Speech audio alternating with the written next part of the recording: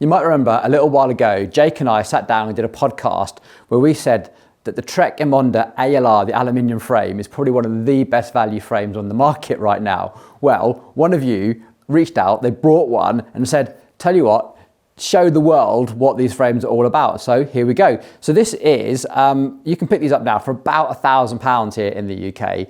They're an aluminium frame. The weight is about 1,200 grams or so, depending on the size that you get.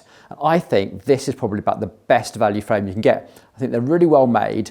They ride really, really nice, and they've got a whole bunch of quite modern features on here. So let's take a closer look, shall we? Let's run it through all the same inspections that we would do normally. Now, we've been working on these for several years, and whenever they come in, I'm always impressed. The paintwork's always pretty good.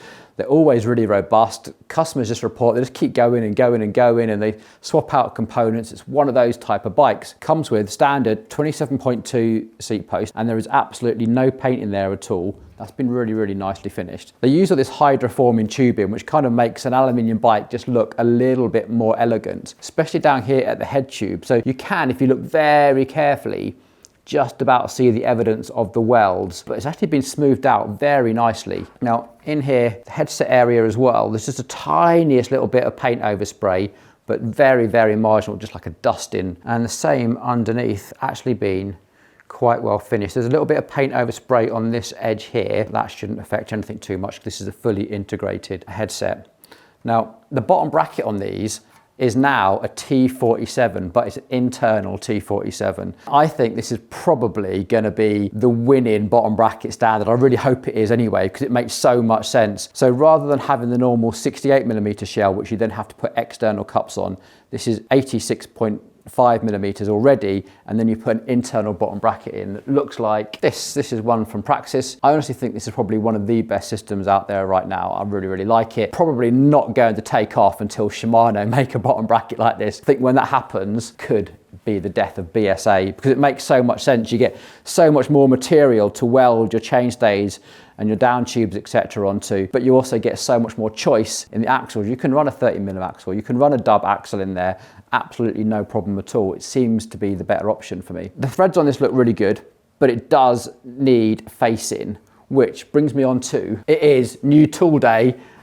I'll tell you about this later, but I'm very excited. We're going to show you how you can face and tap a T47 bottom bracket in one go using that new cyclist tool. Anyway, back to the frame. The brake mounts on this are absolutely superb. They have been faced off on the bottom and on the top. You can see that evidence of that marking. I'll show you when we build it just how accurate they are as well. And what I really like is that they've left loads of material. So if we ever did need to face off some corrosion in the future, there is loads of material there to work with, which is brilliant. And the mech hanger, look at this, 2 bolts hold this mech hanger on. That is a really good, sturdy, robust mech hanger. I can't move that. Compare that to some Cannondales and you can flex them with your hands.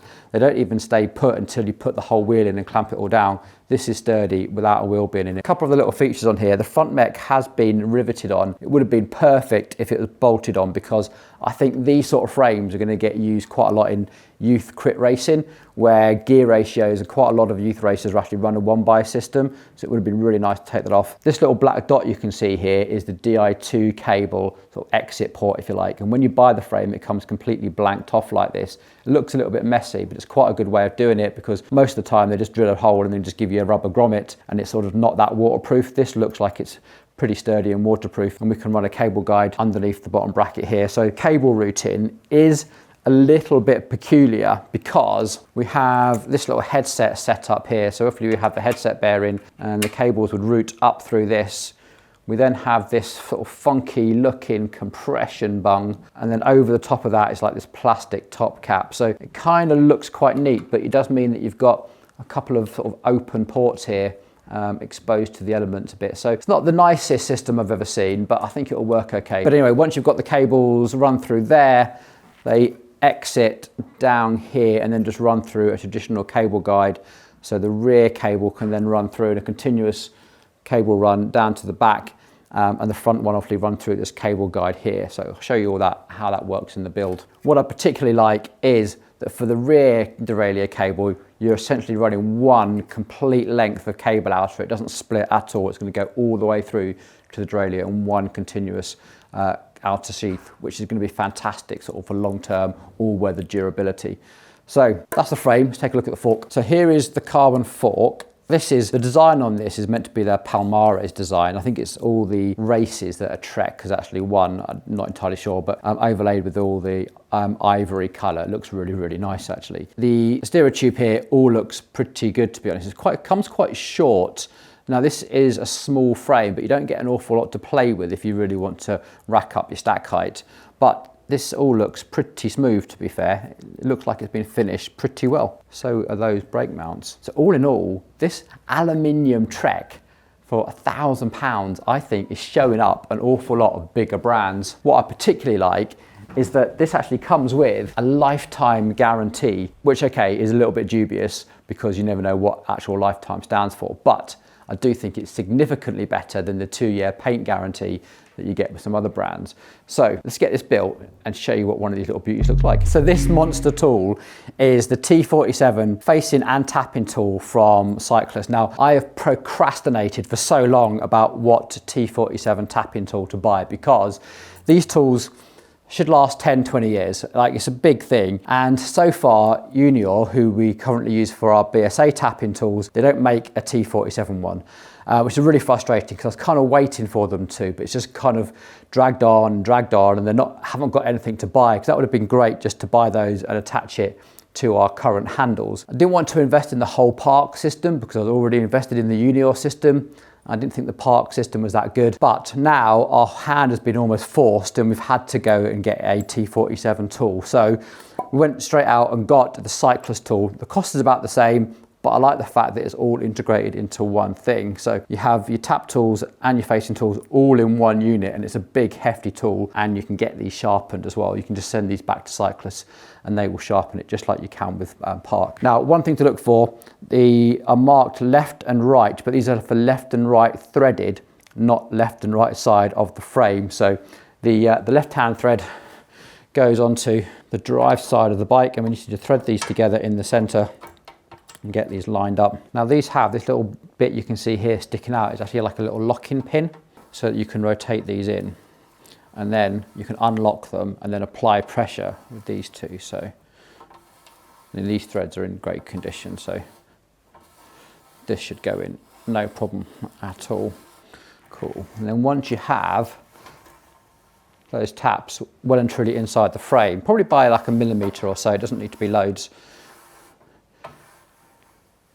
you can then press down the little button, slide these forwards, and then add some preload onto the cutting element.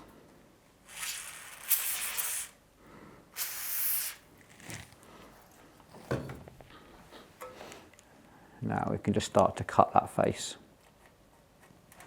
A little bit tight.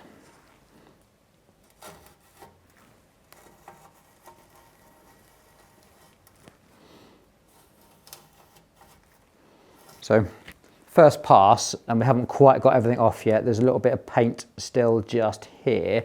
And what I'm seeing on this side is where this weld has been. There's like a little bit of weld blobbing, if you like, on this face just here. So I'm going to go on with the tap tools again and just see if we can get rid of that little weld blob and that little bit of paint. So second pass.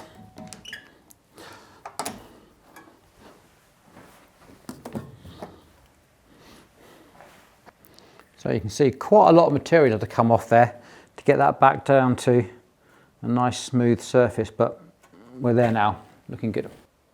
So now you can see the beautifully smooth face, perfectly flat. And on this side, I think you can just see where this little blob of weld has interfered with the face of the bottom bracket. We've just managed to face that back off to a nice flat surface.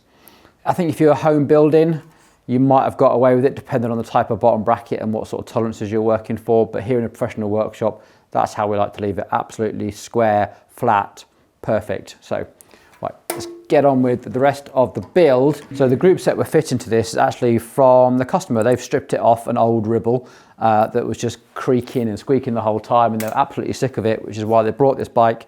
And we have taken all those components off their Ribble and given everything a really, really good clean. what I'm doing here is just offering up this brake.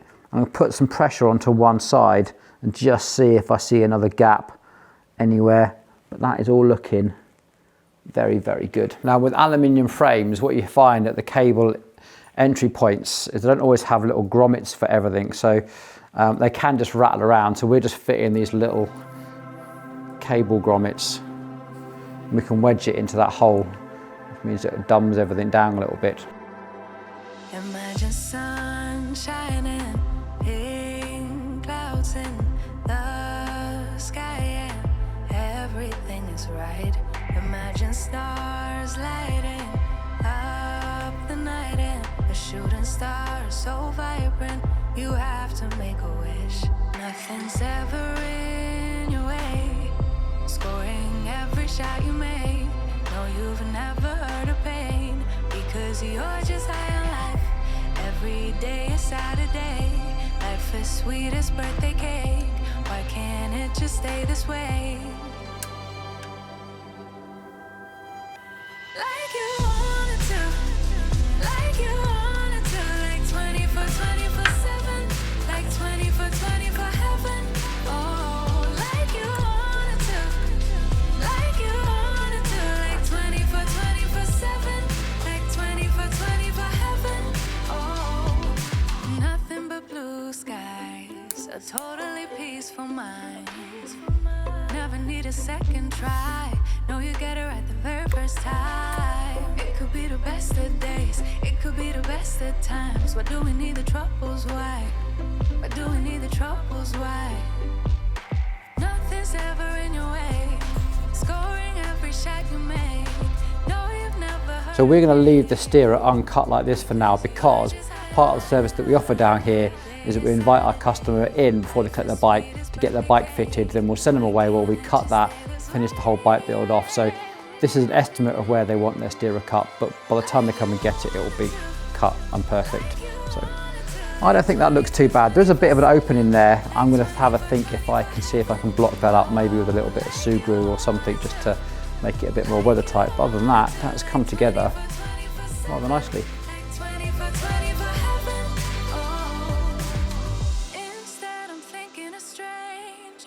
I'm thinking of haters. I'm thinking of laying down for a nap right here on the pavement. I'm thinking of payday, worried I won't make it. Well, here we are. The bike is ready, and so you've got Jake back on the podcast as well. We started all this. We did. A little while ago. We were the exact reason why this guy brought this bike. And now that we've had a really good close-up look at it, and we've both had a ride around the car park, which I think is about as much testing as quite a lot of bike testers do. Allegedly. What were your first impressions, Jake? Well, I think the build of it, I mean, obviously you've seen in the video, there's a few little things with like bottom bracket facing and stuff like that, which I think for a bike, unfortunately for a bike of this price, is kind of what you expect. Yeah, I think so. Yeah, you'd normally get them fully built, wouldn't you? It's very rare that you buy a frame only. Yeah. Which is a real shame. But other than that, I was quite impressed with the overall build quality. Yeah. It was only that. There was nothing unsafe on it. No, not at all. The weld quality, actually, looking at the sign, looks really really good, actually. The paint quality is lovely. Yes, it was a beautiful paint job, first of all. Yeah. And yeah, the welds are dead smooth. Like you can hardly tell they're there in places. And it's still not Cannondale made in America, is it? But no, handmade in the USA. It's but significantly better than a lot of other things we see at the moment, though. Yeah. The T47 bottom bracket, I really want T47 to take off. I think it's just the way forward. It's such a shame that it had that little bit of weld blob, if you like. It's just in the way of that interface. But other than that, it went together beautifully. The cable routing was so easy. Yeah. I'm not a massive fan of how it looks on the front end for that cable routing.